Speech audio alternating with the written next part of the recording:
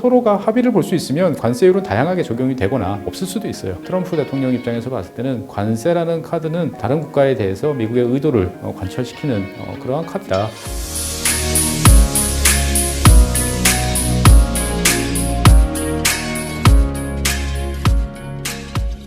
일단 트럼프가 관세를 들고 나온 이유에 대해서 좀 이제 이해를 할 필요가 있습니다. 그러니까 트럼프 대통령 같은 경우는 이제 미국이 지난 1995년 WTO 체제가 시작된 이후에 이 다자간 무역 체제, 우리가 익숙한 체제죠.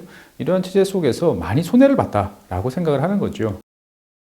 그러니까 당초 WTO 체제가 되면 미국 국민들한테 더 많은 일자리, 더 많은 혜택이 있을 거다라고 생각을 해왔는데 한 30년 정도 지나고 나니까 미국 입장에서 봤을 때는 저렴한 수입 물가 이걸 통해서 많은 이득을 보긴 했습니다만 미국의 전통적인 제조업에 종사하던 많은 백인 이제 저학력, 고졸 이하의 저학력 노동자들 입장에서 봤을 때는 많은 일자리가 이제 상실이 된 거죠. 그리고 그 와중에 이제 중국만 좋은 일을 시켜줬다라고 이제 생각을 하는 것 같습니다.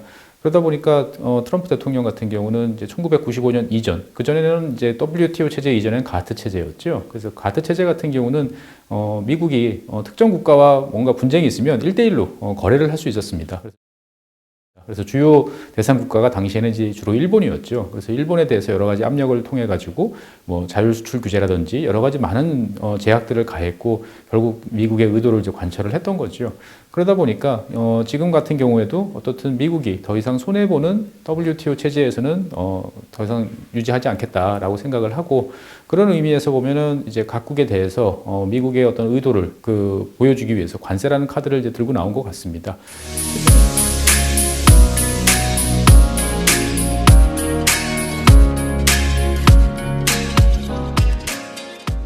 트럼프 대통령이 내세우는 이제 이 관세와 관련되어 있는 향후의 움직임은 이제 바이든 대통령 시절부터 이제 우리가 뭐 전기차라든지 이런 걸 통해서 잘하는 것처럼 이제 미국에서 물건을 팔고 싶으면 미국에서 생산해라 라는 체제였던 거죠. 근데 이거를 이제 트럼프는 더욱더 강하게 이제 이야기를 하고 있습니다. 실제로 미국은 세계 최대의 시장이다 보니까 많은 국가들이 이제 미국에 대해서 막대한 이제 무역 수지 이제 흑자를 기록하고 있고 미국은 무역 수지 적자를 기록하고 있죠.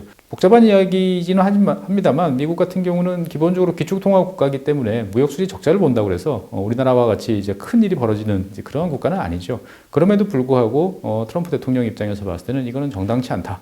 옳지 않다라고 생각을 하고 이제 보편적 관세, 뭐 일괄적으로 10%씩, 그다음에 뭐 특정 국가에 대해서는 25%나 더 높은 관세를 부과하겠다라고 이야기를 해왔습니다. 그러다 보니까 어떻게 보면 이제 트럼프 대통령 입장에서 봤을 때는 관세라는 카드는 다른 국가에 대해서 미국의 의도를 관철시키는 그러한 카드다라고 인식을 하셔야 될 것 같고요.